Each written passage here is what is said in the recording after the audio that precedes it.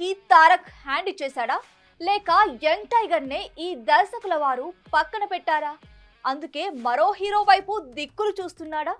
అసలు పట్టాలెక్కాల్సిన దేవరాటు పక్కకు ఎందుకు వెళ్ళిపోయింది?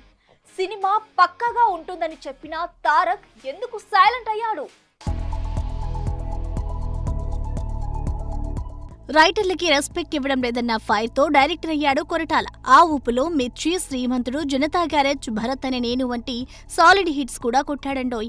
అయితే జోరుగా దూసుకెళ్తున్న ఈ దర్శకుల వారు ఆచార్యతో తొలి ఫ్లాప్ మూటగట్టుకున్న నిన్ను నేను నమ్ముతాను అంటూ దేవరా వంటి సాలిడ్ హిట్ ఇచ్చాడు తారక్. పనిలో పనిగా దేవరా 2 ఉంటుందని అనౌన్స్ చేశారు. ఇక తారక్ కూడా పలుసార్లు కన్ఫర్మ్ చేశాడు కూడా. ఇక స్క్రిప్ట్ పై కొరటాల కూడా తెగ కసరత్తులు చేశాడు. కానీ కొరటాల వారి వాలకం చూస్తుంటే ఇప్పుడు ఆ ప్రాజెక్ట్ ని పక్కన పెట్టినట్టే కనిపిస్తోంది. అవును, తారక్ ఇటు నీల్ ప్రాజెక్టుతో బిజీగా ఉంటూనే మరోవైపు నెల్సన్ తోనూ అలాగే త్రివిక్రమ్ తోనూ ఇంకోవైపు ధూమ్ 4 అంటూ రకరకాల లైనప్స్ తో అస్సలు ఖాళీగా లేకుండా ఉన్న తారక్ ని నమ్మి టైం వేస్ట్ చేసుకోలేనంటూ మరో హీరో వైపు దిక్కులు చూస్తున్నాడట కొరటాల.